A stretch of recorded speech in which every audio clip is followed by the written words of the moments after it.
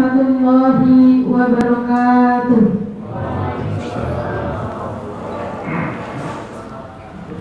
Alhamdulillahilladzi an'amana bi ni'matil imani wal islam wa nusalli wa nusallim ala khairil anam sayyidina Muhammadin wa ala alihi wa sahbihi ajma'in.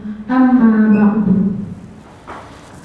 Yang kami hormati Ketua Umum MUI Kabupaten Bogor, Profesor Dr. Kiai Haji Ahmad Mukri Aji MAMH. Yang kami hormati segenap Komisi Fatwa MUI Kabupaten Bogor. Yang kami hormati Profesor Dr. Masyuri Abdillah MA selaku narasumber pada seminar hari ini. Tak lupa pula segenap panitia pendidikan kader ulama serta rekan-rekan PKU Angkatan ke-16 yang berbahagia. Segala puji bagi Allah Subhanahu wa Ta'ala yang telah memberikan nikmatnya kepada kita sehingga kita bisa berkumpul di tempat mulia ini.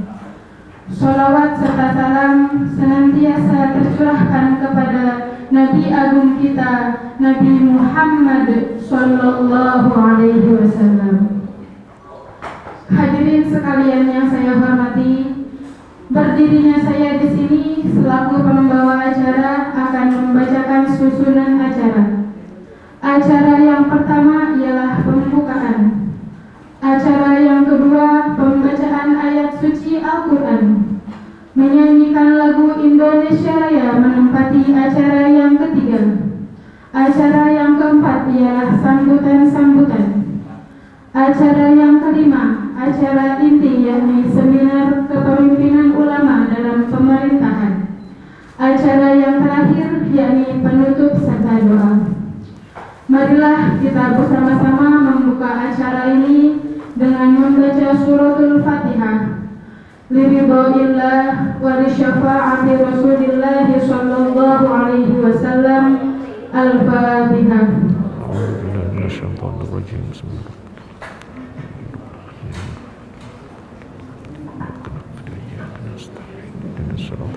Amin, amin, amin ya rabbal alamin.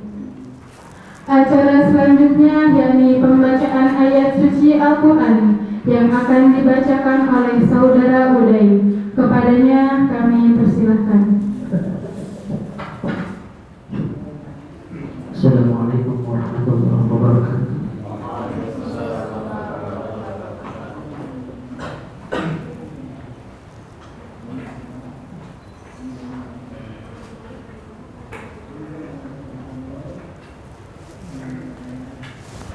أعوذ بالله من الشيطان الرجيم.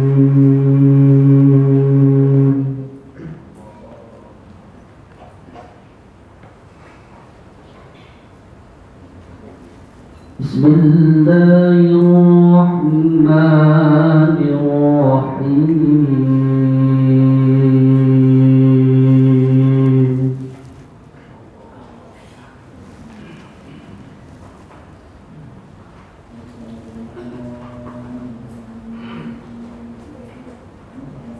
ومن الناس من يقول آمنا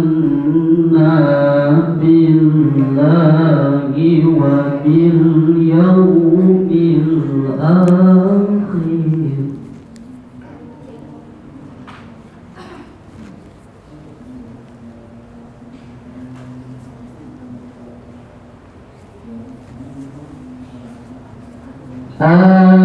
آمنا بالله وباليوم الآخر وما هم بمؤمنين.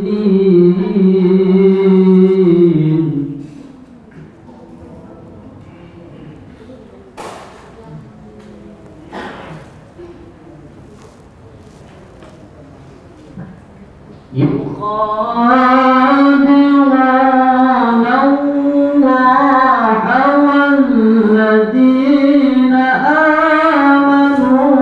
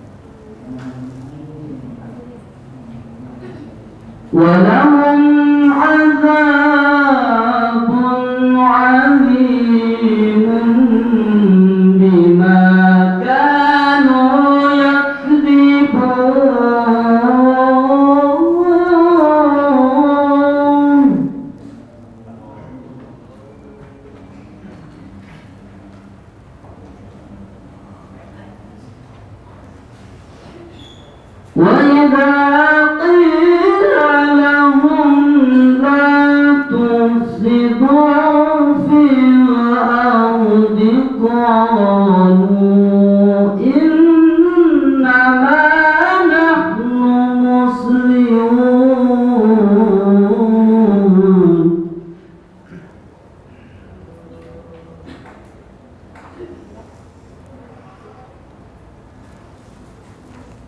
وإذا قيل لهم لا تفسدوا في الأرض قالوا إنما نحن مسلمون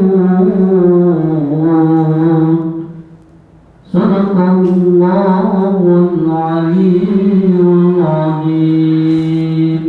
السلام عليكم ورحمة الله وبركاته.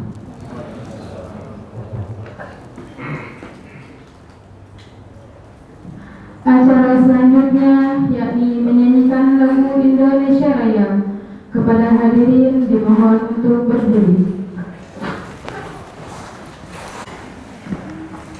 Acara selanjutnya yakni sambutan yang akan disampaikan oleh Dr. Andes K. Haji Sirojudin selaku Ketua Komisi Fatwa. Kepadanya kami persilahkan.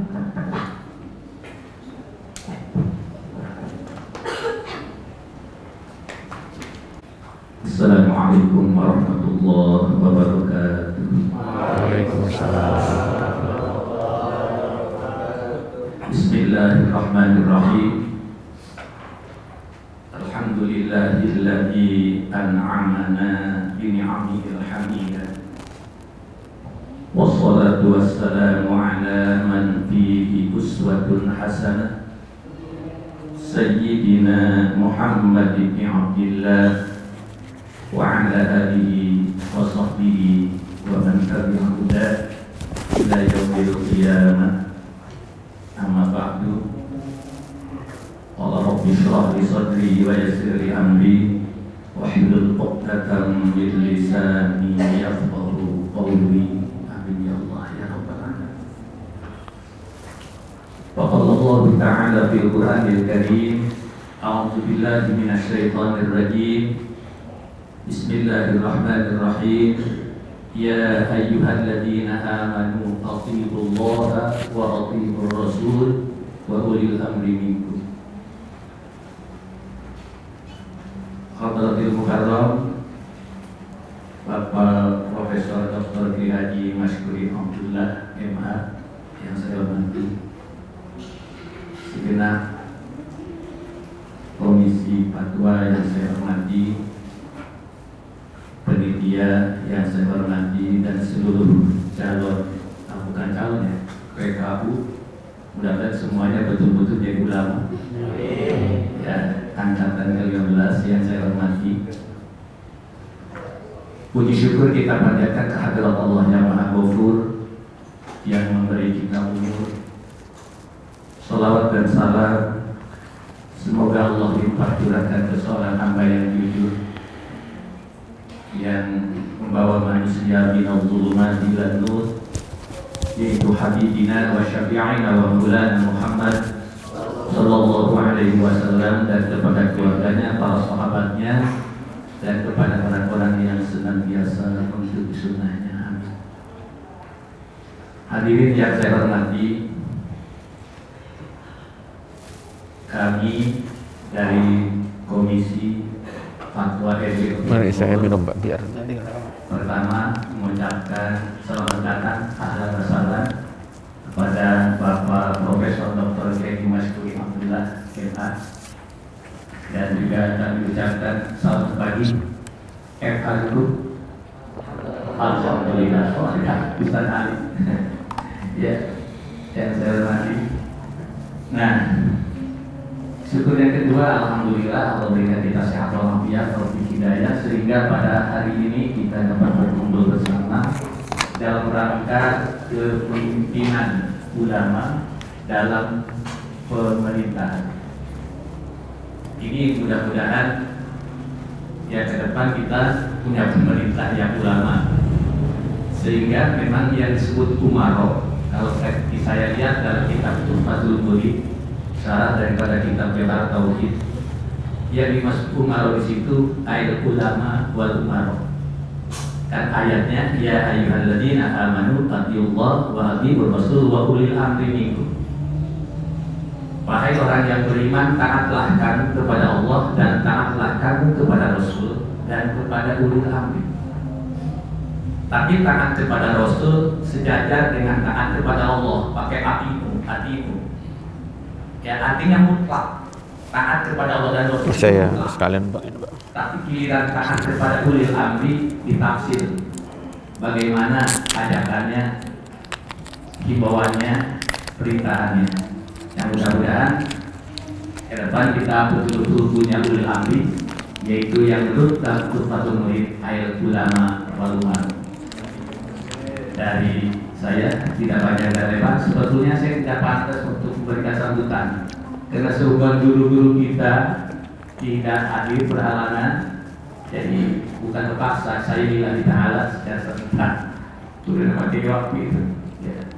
Saya mohon maaf dari semua kesilapan dan kekurangan. Billahi taufiq wal hidayah. Assalamualaikum warahmatullahi wabarakatuh.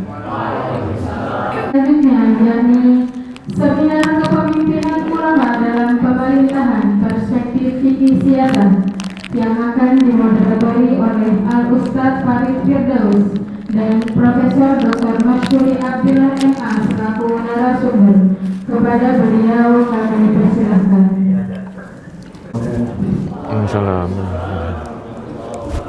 Bismillahirrahmanirrahim. Alhamdulillahirabbil alamin. Wassalatu wassalamu ala asyrofil anbiya'i wal mursalin Sayyidina Muhammad wa ala alihi wa sahbihi ajma'in. Amma ba'du. Yang saya hormati Ketua Umum MUI Kabupaten Bogor, Profesor Dr. Haji Ahmad Mukri Haji MH, yang sekarang beliau mungkin masih dalam perjalanan. Yang saya hormati Ketua Komisi Fatwa MUI Kabupaten Bogor, Haji Sirajuddin beserta jajarannya, ada Haji Wasalam Haji. Yang kami takdimi narasumber kita hari ini, Profesor Dr. Haji Masyuri Abdillah, para teman-teman pada pagi hari ini kita bisa melaksanakan, insya Allah akan mendengarkan bersama-sama seminar dengan tema kepemimpinan ulama dalam pemerintahan perspektif fikih siyasah. Politik tentu merupakan nau'un min anwa'i muamalah. Karena politik merupakan bagian dari muamalah. Kalau meminjam bahasanya Syafi'i itu, muamalah memberikan ruang untuk al-iltifat dan ma'ani, memberikan ruang kepada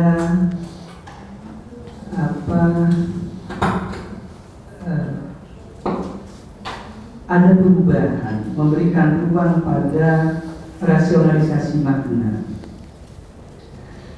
Kita sepakat di dalam kajian usul fikih bahwa aslul muamalah la majala lil ijtihad. Usul muamalah tentu tidak memberikan ruang untuk ijtihad karena sudah itu sudah bagian dari syariah yang sudah turun. Tetapi kaifiyatul muamalah, tata cara bermuamalah, tata cara berpolitik adalah memberikan ruang untuk berijtihad. Nasbun imamah dalam kajian fikih klasik hukumnya adalah wajib. Tetapi kaifiyahnya tentu ini akan yataghayyar, akan berubah. Jadi bahasa ulama-ulama kita itu bahwa masalihun nas itu tataghayyar bitaghayyuril azminah wal amkinah. Maka tentu politik sebagai sarana terutama di dalam pemerintahan akan berubah sesuai dengan perubahan zaman yang tentunya memang prinsip-prinsip bernegara, prinsip-prinsip kepemimpinan tentu tidak akan berubah, tetapi bentuk pola dan lain semacamnya ini akan berubah. Dulu memang dalam tradisi awal pemimpin kita ini sebagaimana yang disampaikan oleh Ketua Komisi Fatwa tadi, idealnya adalah ulama umara itu sekaligus ulama, dan beberapa Rasyidin memang begitu. Tetapi dengan perkembangan zaman, dengan adanya spesialisasi keilmuan dan semacamnya, ini kan memberikan ruang beda-beda. Oleh ulama yang konstan kepada keulamaan, kemudian umara konstan dengan pemerintahannya.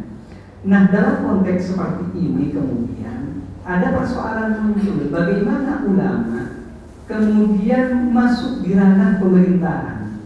Ketika ruang ini sudah mulai berkembang dan sudah mulai ada spesialisasi. Nah, bagaimana ulama hadir di dalam pemerintahan? Apakah masih menemukan relevansinya atau tidak? Atau tetap sampai hari ini pemerintahan yang ideal itu adalah pemerintahan yang dipimpin oleh ulama, umara yang sekaligus ulama. Nah, oleh karena itu di tengah-tengah kita telah hadir pemateri kita, Profesor Dr. Haji Mashkuri Abdillah. Saya bacakan kurikulum kita beliau. Beliau lulusan Madrasah Aliyah Tebuireng, Jombang, kemudian sarjana muda di PT IKI Jakarta, dilanjutkan sarjana lengkap di RS di YIN Jakarta, yaitu masih YIN. Program doktornya di Hamburg University Jerman 95 lulus, postdoktoralnya di Bonn University 98, kemudian visiting scholar atau postdoctoral program di Boston University. Organisasi yang beliau jalani, beliau direktur di PPS, di Sekolah Pasca Sarjana di UIN Jakarta. Kebetulan saya dulu waktu S3 beliau jadi direktur saya, dan yang memberikan peluang beasiswa Basnas BIAI dengan yang kerjasama dengan MUI. Oh, Anda ya masuk ya? Waktu itu angkatan pertama, dan alhamdulillah saya mendapatkan itu. Sudah lulus, Anda selesai? Alhamdulillah 2021.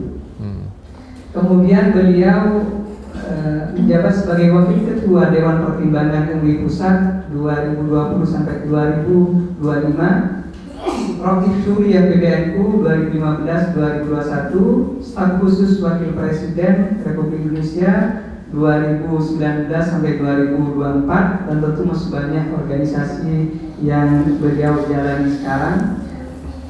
Karya tulis beliau antara lain Islam dan Dinamika Sosial Politik Indonesia terbit 2015, Formalisasi Syariat Islam Indonesia, sebuah pergulatan yang tak pernah tuntas 2005, Islam Agama Kedamaian 2021, HAM dan Etika Kehidupan Beragama 2021. Itulah sekilas tentang kurikulum kita beliau. Untuk tidak memperpanjang, mari kita bersama-sama dengarkan pemaparan yang akan disampaikan oleh Profesor Dr. Haji Mashkuri Abdillah. Kepada beliau diaturkan.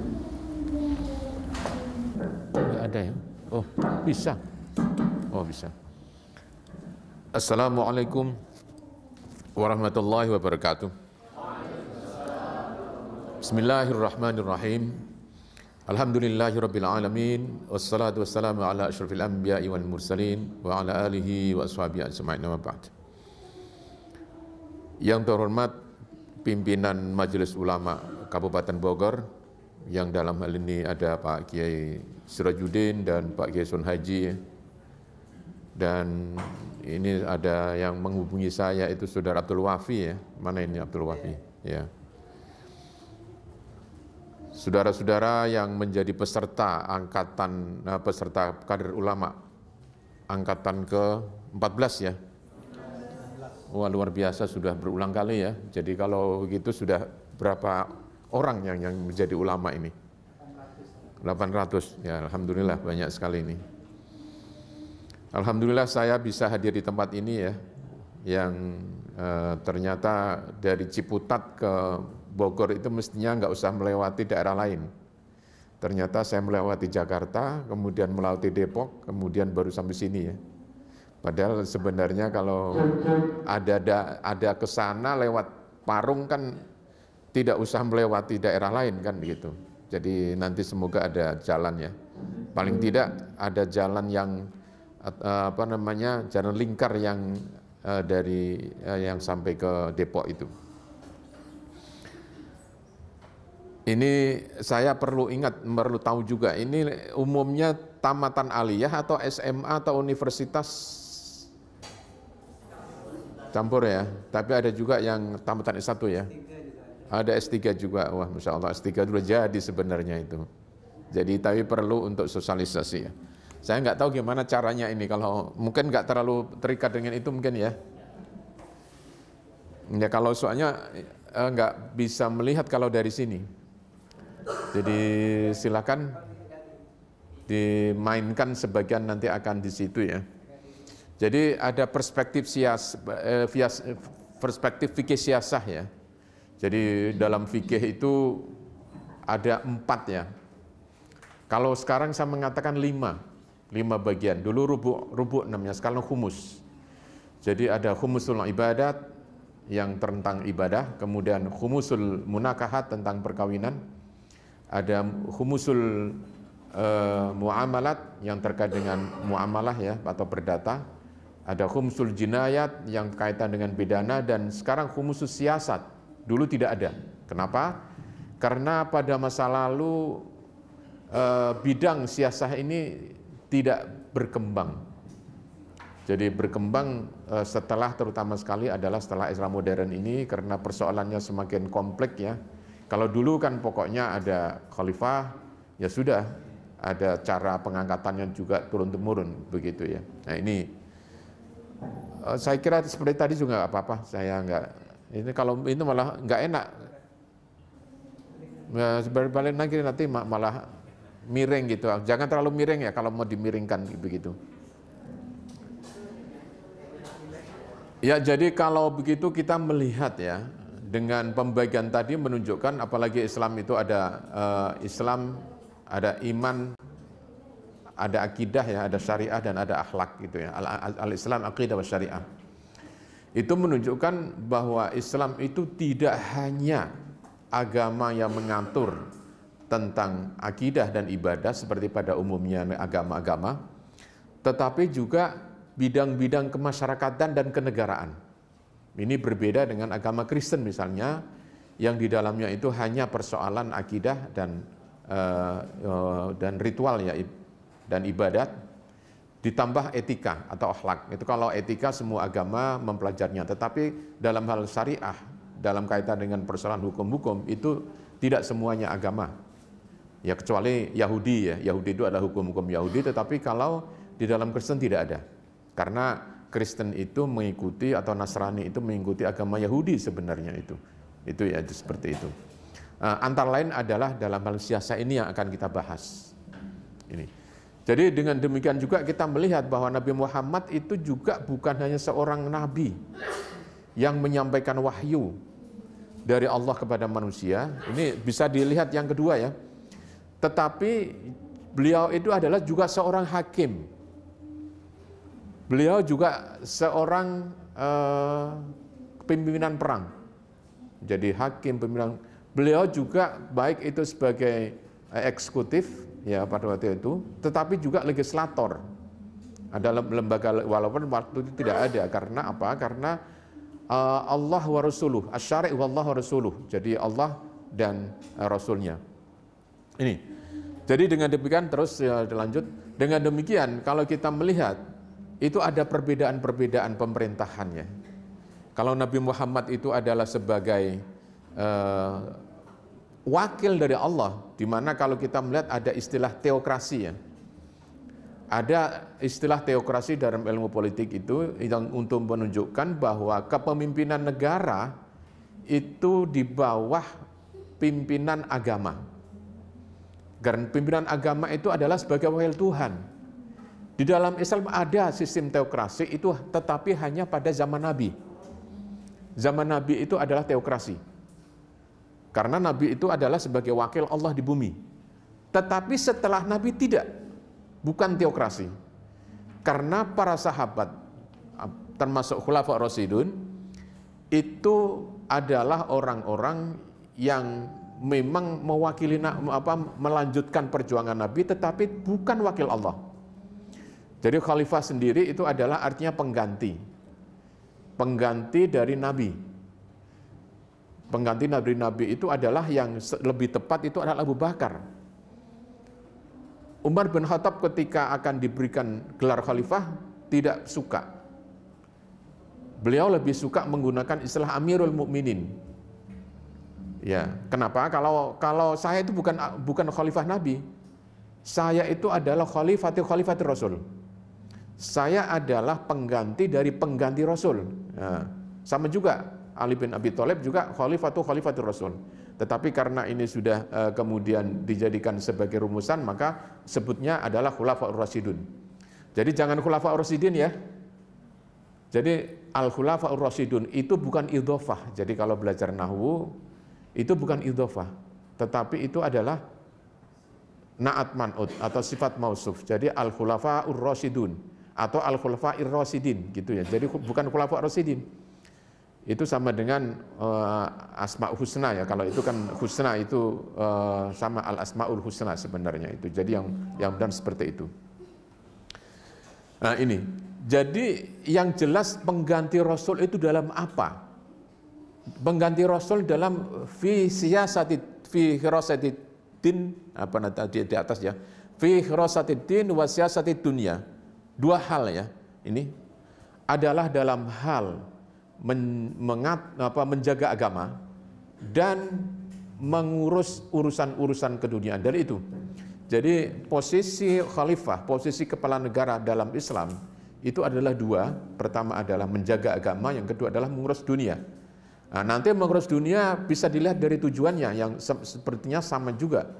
Karena tujuan negara di dalam Islam itu sama dengan tujuan negara yang pada modern. Jadi kalau kita misalnya li'ila fi Quraisyin ila fi rihlatasy syita'i was-shaif falyabudu rabb hadzal baitil ladzi at'amahum min ju'i wa amanahum min khauf. Jadi ada dua, at'amahum min ju' itu adalah yang sekarang disebut dengan prosperity atau prosperity itu adalah kesejahteraan, wa amanahum min khauf itu adalah keamanan. Jadi tujuan negara yang modern itu adalah dua. Adalah negara itu adalah mewujudkan keamanan dan mewujudkan kesejahteraan rakyatnya. Jadi alladzi at'amahum min ju' wa amanahum min khauf. Itu ada dalam Al-Qur'an ya. Jadi sudah sama itu dalam Al-Qur'an dengan yang modern ini. Nah, jadi itu mengurus dunia itu isinya dua itu. Jadi masalah yang biasanya kalau kita lakukan ya ada tiga ya. Ada masalah politik, ada masalah politik dan keamanan ya. Ada ekonomi, sosial budaya gitu itu ya. Tetapi secara besarnya itu cukup dinyatakan dua, prosperity dan juga karena prosperity itu kaitan dengan persoalan ekonomi dan juga persoalan kesejahteraan yang lain seperti kesehatan dan pendidikan. Jadi itu yang kita maksudkan seperti itu. Jadi bedanya adalah kalau zaman Nabi itu adalah teokrasi, maka pada zaman khalifah atau Khulafaur Rasyidun itu adalah kalau kita menggunakan analisis sekarang dengan teori-teori tadi itu adalah nomokrasi. Nomokrasi adalah suatu faham yang menyatakan bahwa kedaulatan tertinggi itu adalah hukum. Jadi disebut dengan divine democracy, nomokrasi ketuhanan. Karena apa? Setelah Nabi wafat, yakni dipimpin oleh para Khulafaur Rasyidun, itu kedaulatan tidak ada di tangan para khalifah itu tidak. Karena beliau itu tunduk kepada syariah. atau hukum Islam. Jadi itu disebut dengan demokrasi begitu. Pada saat ini ada 3 kedaulatan ya, ada kedaulatan Tuhan, ada kedaulatan hukum atau demokrasi, ada kedaulatan rakyat. Yang kedaulatan rakyat itu adalah disebut dengan demokrasi, dan Indonesia sebenarnya menganut 3-tiganya. Kedaulatan rakyat itu adalah diwujudkan dalam DPR pasal ayat 1 ya. Begitu juga kedaulatan hukum itu diwujudkan dalam MK. Jadi MK itu Mahkamah Konstitusi itu merupakan wujud dari kedaulatan hukum. Jadi betapapun sebuah undang-undang itu diputuskan oleh DPR yang didukung oleh 500 orang misalnya, itu bisa dihapuskan oleh 9 orang anggota MK itu. Jadi kalau itu dinilai bahwa undang-undang itu bertentangan dengan konstitusi dan hak asasi manusia, jadi itu namanya kedaulatan hukum. Nah, yang tidak terwujud itu adalah kedaulatan Tuhan. Walaupun sebenarnya memungkinkan karena ada pasal 29, negara berdasarkan atas ketuhanan Yang Maha Esa. Jadi itu yang sampai sekarang tidak dijabarkan lebih lanjut. Karena apa? Kalau berdasarkan ketuhanan Yang Maha Esa itu artinya segala peraturan-peraturan itu tidak boleh bertentangan dengan ketuhanan Yang Maha Esa, kan seperti itu. Kan ada kata-kata berdasarkan ketuhanan Yang Maha Esa. Jadi yang ini yang tidak. Sehingga saya mengatakan ya paling tidak kita minimal lah. Kalau ada keputusan MK waktu itu yang terutama saya suarakan ketika MK memutuskan tentang persoalan anak haram. Anak apa namanya? Bukan anak haram, anak yang hasil perkawinan siri ya. Ya itu dulu siapa namanya, Yamachica Muhtar itu kan keputusannya tidak sesuai dengan ajaran agama ya. Waktu itu memang yakin betul bahwa MK itu bisa, kebetulan waktu itu banyak orang madrasah. Kebetulan orang-orang MK itu kan ketua-ketuanya orang madrasah ada 3 ya. Yang mulai Mahfud, MD, kemudian Jimli Asidiki, kemudian sebenarnya Hamdan Zulfa, yang sekarang pun alumni madrasah. Jadi Osman siapa namanya? Yang nikah sama adiknya Jokowi itu juga alumni madrasah. Jadi orang madrasah bukan hebat juga bisa menjadi ketua MK ya. Jadi itu bisa diharapkan juga bahwa nanti keputusan MK juga ada pertimbangan juga dari tadi paling tidak ketuhanan Yang Maha Esa yang ada pasal 29-nya tadi. Jadi itu ya kalau kita melihat. Jadi hanya ada pas zaman Nabi, kemudian begitu juga ya kalau kita melihat dari segi keulamaannya. Jadi memang sudah jelas tadi ya, ini ada agama, ini adalah dunia. Tetapi dalam Islam tidak dibedakan, tidak ada pemisahan. Jadi antara khirasatuddin dengan siyasatud dunia itu terintegrasi menjadi satu. Tidak dipisahkan seperti apa yang ada di negara-negara barat. Kalau negara-negara barat itu kan prinsipnya pemisahannya, sehingga memang itu urusan negara, orang agama tidak. Walaupun ini kadang-kadang orang tidak paham, banyak yang tidak paham. Dalam kenyataannya sebenarnya pemisahan yang betul-betul terpisah itu hanya ada Amerika dan Prancis. Ini saya sering sampaikan pada orang-orang yang liberal gitu ya. Orang-orang sekuler mengatakan negara-negara barat sudah tidak melibatkan agama. Saya katakan Anda nggak tahu tentang kenyataan itu. Saya kebetulan pernah tinggal di Jerman, pernah tinggal di Amerika, dan saya menekuni bidang itu. Bukan seperti itu. Betul Amerika dan Prancis yang memang tidak melibatkan agama, dan itu adalah historis. Karena apa? Karena di Prancis itulah dulu ada the wars of religion pada abad ke-16. Mulai Anda 13, 14, 15 itu ada perang agama. Tapi kemudian diselesaikan pada abad ke-16 dengan adanya Acts of Toleration atau Toleration Act. Jadi ada undang-undang tentang toleransi. Dan kemudian Prancis mengatakan harus ada pemisahan antara agama dengan negara. Itu hanya terjadi di Prancis, di Eropa. Begitu juga di Amerika, orang-orang yang pindah dari Amerika itu sebagian besar adalah, itu kan orang-orang Amerika itu orang Eropa itu adalah orang-orang yang pindah untuk menghindari perang agama. Sehingga ketika mereka datang ke Amerika, walaupun mereka itu adalah banyak di antara orang yang beragama, tapi berjanji untuk memisahkan agama dengan negara. Jadi itu historisnya seperti itu. Oleh karena itu, strict secularism, jadi sekularisme yang strict, itu ada di Prancis dan ada di Amerika, itu sejarahnya. Sementara di Eropa selain Prancis, itu agama masih banyak dilibatkan di dalam negara. Bahkan ada kementerian agama. Jadi orang mungkin belum pernah dengar kalau di Eropa itu ada kementerian agama. Ada di sana. Di negara-negara yang Palang, ada negara itu negara agama. Palang itu ada Inggris. Itu ada resmi agama itu masuk dalam konstitusi. Jadi Anglikan itu. Jadi pimpinan negara itu harus pimpinan Anglikan. Nah, kemudian negara yang lain adalah negara yang Skandinavia ya. Jadi ada Norwegia, kemudian ada Finlandia, ada Denmark, ada Swedia.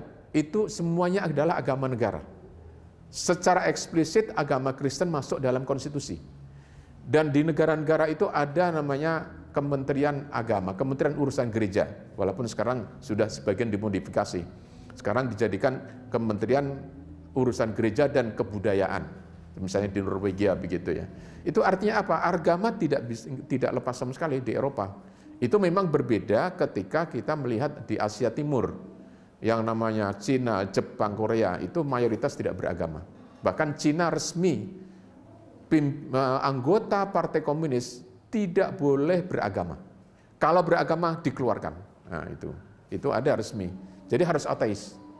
Sementara di Jepang itu 62% itu adalah tidak beragama di Jepang.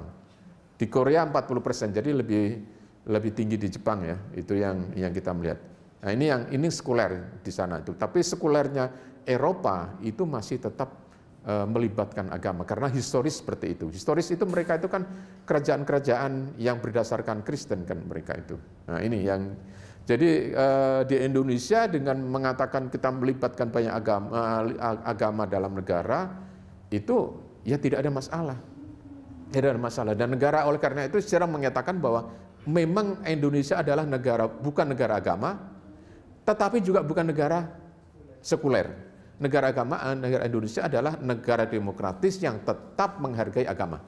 Karena orang menganggap bahwa kalau negara demokrasi itu harus memisahkan agama, tidak juga. Di Eropa sekali lagi masih ada peran agama. Banyak ada undang-undang yang berdasarkan agama, misalnya undang-undang tentang zakat. Ya, kalau kita zakat, kalau di sana pajak gereja, itu ada resmi. Sebagian besar negara Eropa itu mempunyai undang-undang bahwa orang yang mengatakan dia Kristen itu dipotong otomatis sebanyak 9%. Nah ini ya. Jadi mereka kaya, gereja-gereja itu kaya karena 9%. Kalau kita 2,5% aja, nggak semuanya gitu ya. Ada orang yang menghindar zakat juga. Walaupun mereka juga ada sekitar 40% orang Eropa yang menyatakan tidak beragama hanya untuk menghindari pajak gereja. Ini jadi masalah seperti itu ya. Itu jadi masalah juga itu. Kembali kepada masa lalu ya. Jadi itu adalah pada masa Rasulullah, pada masa sahabat Khulafaur Rasyidun, dan setelah itu adalah menjadi para khalifah-khalifah ini. Kalau kita melihat dari segi ulamaan, yang ulama itu hanya para khalifah, 4 itu. Sementara yang selain itu tidak ada ulama, kecuali satu ya, yang sepakat itu adalah yang namanya Umar bin Abdul Aziz. Jadi oleh karena itu para ulama mengatakan seandainya ada lagi khalifah yang disebut dengan Ar-Rasyidun, itu adalah Umar Abdul Aziz. Jadi yang lain tidak, karena satu-satunya yang memang menunjukkan keadilan dan kealiman itu adalah Umar bin Abdul Aziz itu. Dan itu nanti ada melihat dari segi nah ini nih, ini tentang khilafah ya, tentang khilafah ini. Jadi yang dipakai oleh HTI itu adalah ini hadis ini. Tsumma takunu khilafatun ala minhajin nubuwah. Itu ya. Kemudian ada hadisnya. Jadi ada khalifah ala minhajin nubuwah, kemudian wa innahu la nabiyya ba'di wa satakunu khulafa fatakthur. Tidak ada nabi setelahku tetapi ada khalifah-khalifah. Itu kaitan dengan persoalan itu. Jadi kalau kita melihat khalifah-khalifah selain Abu Khulafa Ar-Rasyidun itu berarti mereka bukan ulama. Bukan ulama. Jadi Muawiyah bukan ulama. Yazid bukan ulama. Termasuk juga misalnya yang paling terkenal itu adalah tetapi sangat mendukung keilmuan itu adalah siapa namanya Rasyid. Harun Ar-Rasyid itu juga bukan ulama, hanya dia memang lumayan banyak sangat menghargai ilmu pengetahuan. Jadi itu. Nah, ini ketika hadis tersebut tidak ada yang menunjukkan sharih dan qat'i, tidak ada. Jadi tidak ada dasar yang mengatakan bahwa khalifah itu wajib. Khalifah itu sejarah historis, bukan normatif. Nah, jadi karena itu pengganti artinya di dalam Quran tidak ada khalifah itu artinya khalifah itu sebagai penguasa, itu tidak sebagai pimpinan negara, tidak ada. Jadi misalnya inna ja'alnaka khalifatan fil ard. Apa yang itu manusia itu sebagai khalifah di bumi ya. Sebagai khalifah itu adalah penguasa bumi, bukan sebagai penguasa pemerintahan. Itu khalifah yang ada di dalam Al-Qur'an. Kalau dalam hadis itu khalifah dalam arti memang tadinya itu artinya pengganti, tapi khalifah itu diartikan sebagai ya pengganti, itu masih tetap pengganti ya. Pengganti tetapi menurut sistem Nabi. Nah, para ulama mengartikan karena ada al-khilafatu fi ummati 30 sanah.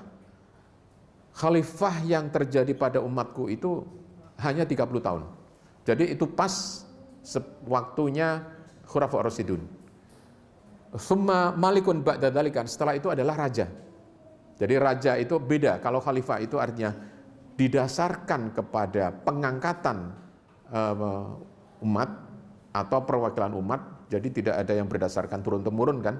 Mulai Abu Bakar, mulai Umar, Utsman dan Ali, tidak ada yang turun-temurun. Tetapi kalau Malik itu berdasarkan turun-temurun.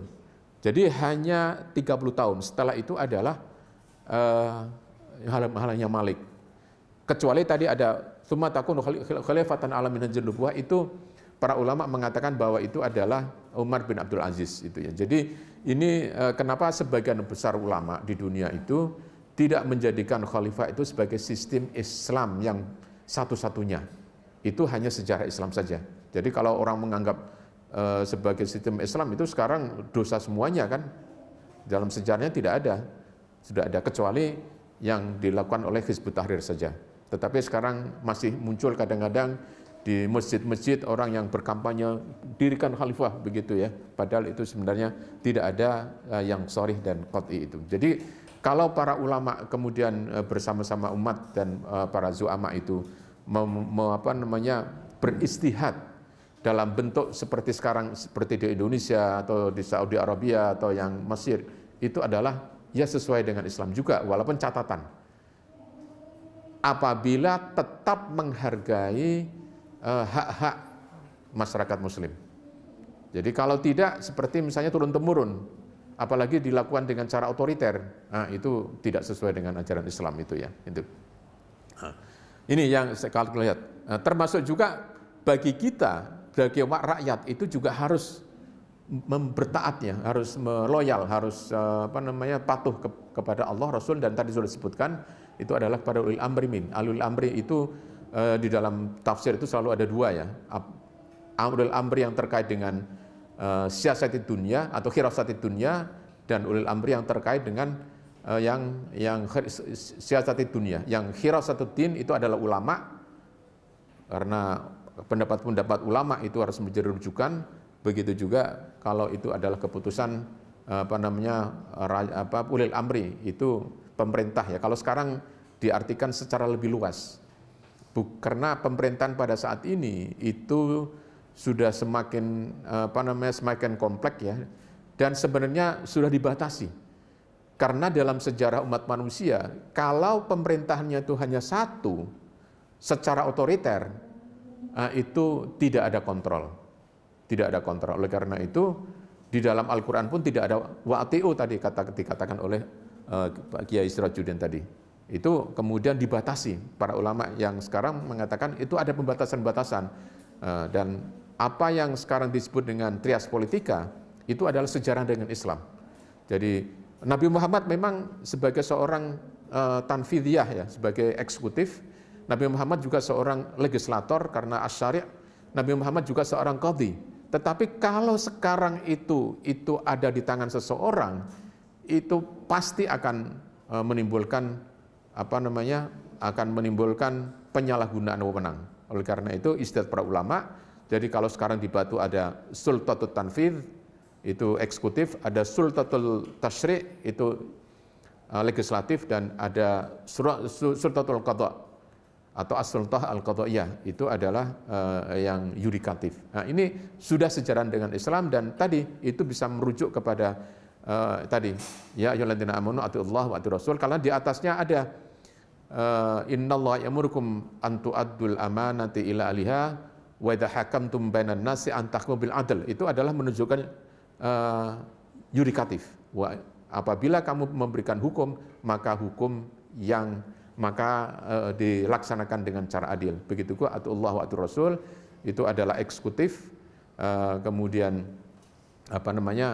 yang wa ulil amri minkum itu adalah dilakukan melalui kalau sekarang proses yang disebut dengan legislatif itu. Nah, ini ya, jadi kalau kita melihat sejarah-sejarah seperti itu, sehingga kalau kita sekarang mempunyai atau para ulama-ulama pada saat itu beristihad, itu adalah dalam kerangka tadi, dalam kerangka adalah untuk mewujudkan bahwa Islam itu mewujudkan keadilan, mewujudkan ada persamaan gitu ya, karena dengan model yang ada sekarang ini, termasuk di negara-negara Muslim, itu keadilan sepenuhnya sulit ya. Jadi alhamdulillah kita ada kebebasannya. Seperti Indonesia itu, kalau di negara-negara Timur Tengah, seorang khatib mengkritik pemerintah itu langsung hilang begitu ya. Jadi al-ma'dum, jadi bisa hilang itu, nggak kembali lagi, udah kemana nggak tahu itu ya. Nah, ini kalau kita masih tetap orang mengkritik banyak sekali kan, kalau kita melihat mengkritik itu. Jadi ada kebebasan. Memang ada kriminalisasi ulama, yang ada orang yang mengatakan ada kriminalisasi ulama, tapi siapa sebenarnya? Ya sulit ya menunjukkan. Palingnya ada kasus Rizik Syihab ya, Rizik Syihab itu ya, itu ada perdebatan, tapi yang lain siapa? Yang nggak pernah dengar itu ya. Ya terus coba yang ini ada fikih siasah, itu sebenarnya siasah itu diterjemahkan itu adalah di dalam Islam itu memang karena dalil-dalil yang tentang politik itu sangat sedikit, maka kemudian ulil amri ini diberikan kebebasan untuk beristihad, untuk membuat tindakan-tindakan, untuk membuat kebijakan-kebijakan. Yang penting itu adalah aqraba ilan nas wa ab'adil fasad, mewujudkan kemaslahatan dan menghindari kerusakan-kerusakan, meskipun tidak ada dalil dari Rasulullah dan tidak ada wahyu. Jadi semua kegiatan-kegiatan kebijakan-kebijakan negara yang memang itu untuk mewujudkan kesejahteraan rakyat, kemaslahatan rakyat, itu adalah Islami. Itu adalah sesuai dengan siasah itu. Jadi tindakan-tindakan yang seperti itu ya, baik yang dilakukan oleh lembaga-lembaga eksekutif, legislatif maupun yudikatif. Nah, ini jadi sudah jelas. Kita lanjutkan, coba yang berikutnya, ini isinya apa? Ya. Nah ya, ini. Jadi kalau kita melihat tadi sudah jelas ya, jadi ada kepemimpinan. Nah, sekarang bagaimana? Apakah pemimpin itu harus ulama? Nah, itu kalau melihat sejarahnya tidak.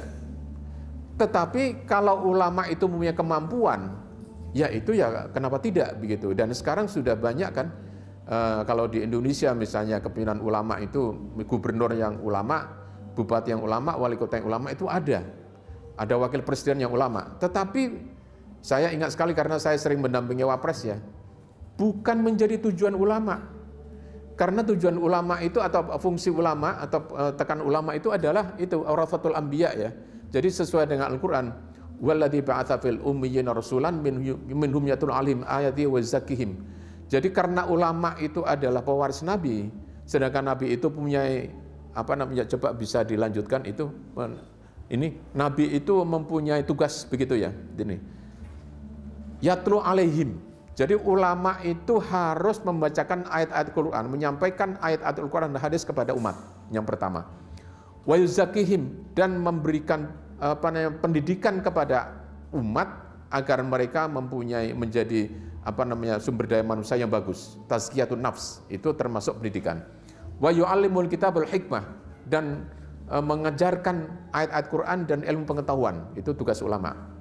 Itu jadi itu tugas ulama itu. Kalau ada tugas kemudian menjadi pejabat-pejabat itu adalah bukan tugas utama. Itu adalah kalau Kiai Ma'ruf mengatakan thamroh. Jadi itu hanya hasilnya. Karena tugas utama ulama itu adalah itu, al ulama warathul anbiya, dalam hal yatlu alaihim ayatihi wa yuzakkihim wa yu'allimul kitab wal hikmah. Itu ada 4 itu ya. Jadi tugas-tugas itu memberikan mencerdaskan umat, memberikan pencerahan terhadap umat, itu ada tugas. Kalau kemudian itu ulama-ulama dipandang karena mereka mempunyai kemampuan dalam hal ini, itu adalah buah thamroh, itu hamroh itu ya. Jadi tentu saja itu positif ya, bukan negatif. Ya, walaupun kalau kita melihat coba ada negatif positifnya. Kalau semua ulama terjun ke politik itu positif, tetapi ada negatifnya juga. Positifnya apa? Para ulama bisa terlibat langsung di dalam merumuskan kebijakan. Dari perda misalnya, kemudian di dalam undang-undang begitu ya. Tetapi tentu saja dengan persyaratan ya, karena tidak semua ulama yang ada itu bisa menguasai semua masalah kan. Kalau ilmu agama iya, tetapi kan untuk membahas tentang ada ekonomi, ada persoalan politik, ada persoalan budaya, pendidikan dan seterusnya, itu kan tidak bisa semuanya. Jadi ini memang kemudian ada division of labor itu, jadi ada pemisahan-pemisahan yang jelas kalau ilmu agama jelas begitu ya. Terus yang berikutnya adalah, jadi ini yang tadi penjelasan dari itu termasuk amar ma'ruf nahi munkar ya. Jadi wal takum minkum ummatun yad'unal khair, itu termasuk bagian dari wa yuzakihim. Karena wa yuzakihim itu actionnya adalah amar ma'ruf nahi munkar. Itu adalah tugas ulama juga, yang dalam bahasa lainnya juga social control ya. Social control, mengontrol masyarakat agar masyarakat itu menjadi orang yang beriman, menjadi orang yang mempunyai kemampuan pendidikannya bagus, agar bisa menjadi tenaga human resources SDM yang bagus. Itu adalah tugas ulama itu ya. Nah, ke dalam kenyataannya memang ini dalam Islam itu diperbolehkan ulama terjun ke politik. Ini sering menjadi iri dari para gereja, pendeta. Karena dalam pendeta tidak boleh tadi. Karena berdasarkan sekularisme ada pemisahan antar agama dengan negara, maka pimpinan gereja tidak boleh merangkap menjadi pimpinan politik. Kalau mau jadi pimpinan politik, gerejanya harus ditanggalkan. Pendetanya harus ditanggalkan. Jadi saya beberapa kali mendapatkan enaknya jadi ulama, jadi pimpinan Islam, bisa tetap menjadi kiai tapi bisa menjadi pejabat pemerintah. Kalau kami tidak bisa katanya. Kami tidak bisa. Kalau kami mau gereja, kalau mau masuk ke dunia politik harus ditinggalkan gerejanya begitu. Dan ketika gereja ditinggalkan nggak punya umat lagi kan begitu. Jadi kalau ulama itu masih punya umat. Oleh karena itu ini juga menjadi persoalan yang oleh sebagian orang menjadi negatif. Negatif ya dalam arti wah nanti hanya mengusung itu saja karena pengaruhnya itu, bukan karena. Tapi dalam Islam diperbolehkan, di dalam aturan di Indonesia memang diperbolehkan ya. Jadi ini yang untuk double function ya, untuk double fungsi sebagai ulama dan sebagai umarok. Jadi ulama dan umarok bisa menyatu pada orang, satu orang, tetapi di agama lain itu tidak bisa karena konsekuensi dari itunya. Nah, itu dari keuntungannya adalah bisa terlibat langsung dalam pengambilan kebijakan dan perumusan pengambilan kebijakan publik. Undang-undang, wah ini agar undang-undang itu sesuai dengan ajaran Islam harus diperjuangkan. Dulu di DKI Ahok sudah mengatakan bahwa kalau saya jadi gubernur nanti akan kami perbolehkan penjualan miras, karena miras itu bukan perbuatan pidana. Jadi minum bir alkohol itu boleh, negara-negara Eropa, Amerika juga boleh. Jadi bukan misalnya begitu. Nah, kalau di situ ulama-ulama kan pasti tidak boleh kan begitu. Sekarang juga menjadi masalah kan itu kalau ada peraturan-peraturan yang memang tidak sejalan dengan ajaran Islam. Begitu juga, tetapi ada sisi lain. Kalau ulama-ulama terjun ke politik semuanya, siapa yang mengurus pesantren gitu ya? Siapa yang ngurus dakwah itu ya? Ya itu juga menjadi sulit. Oleh karena itu, ya ada ulama yang mau terjun ke politik, ada ulama yang mau terjun ke pendidikan, ada ulama yang kalau kita mengharapkannya masih belum ini, ulama yang terjun ke ekonomi gitu ya. Belum banyaknya. Tadinya orang mengharapkan Yusuf Mansur itu bisa dia sebagai pengusaha, tapi kan kita tahu sendiri kan siapa beliau, dan kami yang di kampus itu tahu persis karena itu sejak dari mahasiswa sudah kayak begitu itu ya. Itu jadi apa namanya itu. Nah ini jadi tugas-tugas para ulama, dan nanti saudara-saudara kalau menjadi ulama juga begitu. Silakan. Nah ini dan ini sudah terus. Tapi yang jelas begini ya, jadi para ulama-ulama ini memang harus betul-betul mempunyai pengetahuan agama yang cukup. Karena ada fenomena di Indonesia, hanya terjadi di Indonesia atau di negara minoritas muslim yang tidak ada cukup stok ulama. Misalnya begini, saya sering mendengar kalau orang khutbah itu sebenarnya dia tidak punya latar belakang agama, hanya karena berapi-api saja dia diundang khutbah. Jadi ilmu agamanya sangat minim, bahkan membaca Al-Qur'annya pun itu belepotan. Nah ini jadi ada masalah seperti itu. Jadi kalau Anda ini kalau memang sudah dididik seperti ini berarti sudah bagus. Nanti harus dicek juga apakah baca Al-Qur'annya benar atau tidak. Kebetulan saya karena 5-6 tahun di PTIG, kuping saya itu sangat peka ya dengan masalah tajwid itu. Dan saya sudah beberapa kali juga menyampaikan kepada orang yang memimpin tahlil baca Yasin. Jadi Yasin wal Qur'anil Hakim innaka laminal mursalin ala siratal mustaqim. Tolong deh itu Anda baca dengan apa namanya, dengan tajwid. Ya dengan cara baik ya. Tolong dengan tajwid. Jadi ya mau cepat-cepat Pak. Cepat pun itu tetap harus dengan tajwid. Itu saya ingat sekali dulu ada dosen saya, itu dulu dari Mesir. Pernah suatu ketika mendengarkan orang apa namanya baca Quran, khataman Quran di pada umumnya itu tanpa tajwid. Jadi Yasin wal Qur'anil Hakim innaka laminal mursalin, padahal kan Yasin wal Qur'anil Hakim innaka laminal mursalin. Enggak pakai gunnah umumnya. Ala siratim mustaqim, enggak pakai idgham bi gunnah. Tanzilal Azizur Rahim tidak pakai ikhfa. Jadi Tanzilal Azizur Rahim, nah itu banyak. Jadi tolong Anda yang begitu, yang itu ulama itu kan Quran itu kan min qari'in yaqra'ul Quran. Banyak orang yang membaca Quran tapi Quran itu yal'anu, itu melaknati. Karena apa? Karena tadi bacanya asal-asalan yang cepat gitu. Ya biar kalau yang guyonan ya biar dapat berkat cepat Pak gitu ya. Itu jadi ini jadi harus ingat juga betul. Jadi kalau ada orang, kita kan wajib ya mengingatkan. Sama juga kalau ada orang sholat misalnya kakinya, saya sering ya melihat itu kakinya tidak di ini tapi diangkat, itu kan nggak sah sujudnya. Karena sujud itu ada a'dha'us sujud itu ada 7 kan itu ya, termasuk kaki itu harus menyentuh. Ini diangkat begitu. Kita wajib mengingatkan dengan cara baik. Ya, tentu kita pikir-pikir juga kalau itu kira-kira kalau saya ingatkan marah atau tidak begitu ya. Sama juga itu saya sama orang-orang yang baca Yasin itu kadang-kadang saya ingatkan, tolong deh itu pakai apa namanya, dipuji dulu, bacaannya bagus, lagunya begitu ya, iramanya bagus, tapi saya nggak pakai tajwid gitu ya. Itu jadi begitu.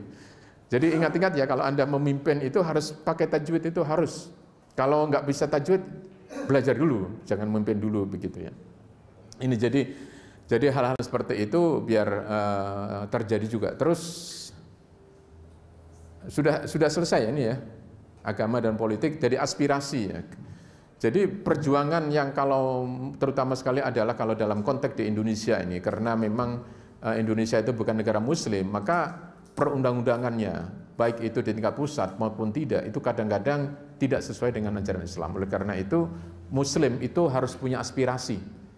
Orang-orang muslim memilih orang-orang yang bisa menyampaikan aspirasi. Jadi kalau misalnya kenapa orang muslim harus memilih yang wakilnya muslim itu, alasannya nggak usah yang vulgar ya, karena dia non muslim, jangan.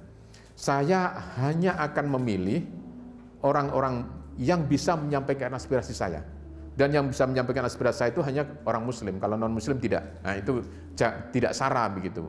Tapi kalau disampaikan, karena dia orang ini, jangan begitu ya. Jadi harus dengan halus juga, karena di dunia itu adalah negara yang apa namanya, yang plural kan, bukan hanya di Indonesia tapi di lain tempat juga. Jadi kita menyampaikan, memilih orang yang muslim karena dengan harapan dia mampu bisa menyampaikan aspirasi kita, terutama terkait dengan persoalan keagamaan. Dan aspirasi itu ada dua ya. Jadi aspirasi kita itu ada dua. Pertama adalah aspirasi yang bersifat umum, dan yang kedua adalah aspirasi khusus. Aspirasi umum itu adalah keinginan kita atau aspirasi kita untuk hidup bisa mendapatkan kebutuhan hidup, bisa sejahtera. Jadi pendidikan kita tercukupi, kesehatan, sandang papan pangan ya, ada 3, bisa mempunyai papan ya, papan itu rumah, bisa sandang itu pakaian, pangan itu bisa cukup makannya, dari itu adalah sejahtera, ada kesehatan, dan juga satu lagi adalah itu basic need namanya, ya kesehatan, dan satu lagi pendidikan. Ya, itu yang umum. Semua orang, apapun agamanya, apapun agama atau tidak beragama, itu butuh semuanya. Tetapi yang aspirasi khusus itu adalah aspirasi yang sesuai dengan ajaran kita. Misalnya di Bogor itu harus harus ada aturan-aturan yang memberikan dorongan agar anak-anaknya bisa ngaji misalnya, agar anak-anaknya bisa pendidikan agama yang baik, agar tidak ada aturan-aturan yang memperbolehkan pelacuran, yang memperbolehkan minuman keras. Nah, itu adalah aspirasi khusus. Jadi itu aspirasi khusus. Nah, itu diperbolehkan. Ada teman saya yang sudah dikenal juga, ketika ada perdebatan, Anda masih bicara masalah aspirasi khusus, mestinya harus ditinggalkan itu ya. Anda mengatakan sebagai pejuang demokrasi, tetapi melarang seperti itu tidak demokratis, saya katakan. Karena apa? Rakyat mempunyai hak untuk menyampaikan aspirasi selama aspirasi itu disampaikan secara konstitusional dan legal. Menyampaikan aspirasi Islam itu adalah bagian dari demokrasi, dan itu itu dibenarkan di dalam sistem demokrasi, apakah itu di Amerika atau di Eropa. Orang itu terdiam ya, nggak bisa ini ya. Jadi seolah-olah nggak boleh ada aspirasi keagamaan. Tidak. Memang di Eropa tidak ada aspirasi keagamaan, ada. Di Amerika ada juga aspirasi keagamaan itu. Jadi tidak hanya di kita, tetapi di negara-negara yang lain juga. Nah, ini ada etika politik ya yang penting juga. Jadi kalau kita berpolitik, baik yang penguasa maupun yang rakyat, itu harus ada etikanya. Etika itu ada akhlak. Jadi kalau imam itu adalah tasarruful imam ala ra'iyah manutut bil maslahah. Jadi kalau sebagai kepala negara, sebagai pejabat negara, sebagai apakah itu eksekutif, legislatif maupun yudikatif, itu harus didasarkan pada kemaslahatan rakyat. Jadi bertanggungjawaban kepada Allah. Jadi amanah itu adalah amanah dari Allah dan amanah dari rakyat. Innallaha yamurukum an tu'addul amanati ila ahliha. Jadi amanah dari Allah karena kekuasaan itu adalah titipan Allah untuk dipertanggungjawabkan kepada Allah dan juga dipertanggungjawabkan pada konstituen rakyat. Ini ya. Jadi yang menarik itu adalah dalam etika politik yang dibuat itu ad-daulah al-Islamiyah al-mu'asirah al-fikriyah wa tatbiq, itu ada menulis Jamaluddin ya. Jadi semua orang itu berhak untuk mengajukan, walaupun ada mengajukan sebagai pemimpin ya, walaupun nanti kita melihat ada hadis juga, tetapi dia harus mengetahui kemampuan. Dia nggak mampu kok, kemudian dia mengajukan sebagai anggota DPR, DPRD, ternyata dia tidak bisa melaksanakan, itu menurut dia itu adalah dosa, karena dia nggak mengukur dirinya, tetapi ternyata dia mengajukan begitu ya. Jadi harus, kalau Anda mau terjun politik, nanti harus mengukur apakah saya itu mampu atau tidak. Nanti yang tahu adalah Allah. Kemudian teruskan coba itu ada. Nah ini, itu pernah terjadi. Jadi ini harus hati-hati juga kalau kita minta jabatan politik ya, jabatan-jabatan itu. Karena Nabi Muhammad pernah ada pertanyaan dari Abu Dzar ya, yang mengatakan, ya Rasulullah, Allah tastamiluni ya. Bolehkah saya Rasulullah mengangkat saya sebagai pejabat? Qala fadhrabi biyadihi. Kemudian ini, ya Abu Dzar, kamu itu lemah, dan padahal jabatan itu adalah sebagai amanah. Jadi sama juga kalau kita nggak ngukur ya, apakah kita mengukurnya itu mampu atau tidak, begitu kita yang tahu.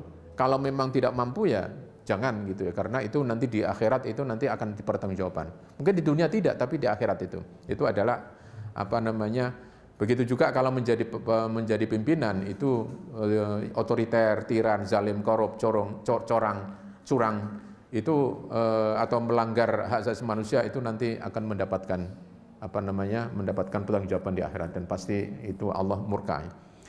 Sudah cukup ya ini sebagai pengantar mungkin untuk diskusi ini. Saya mohon maaf nanti bisa sampai 11:30 saja Pak.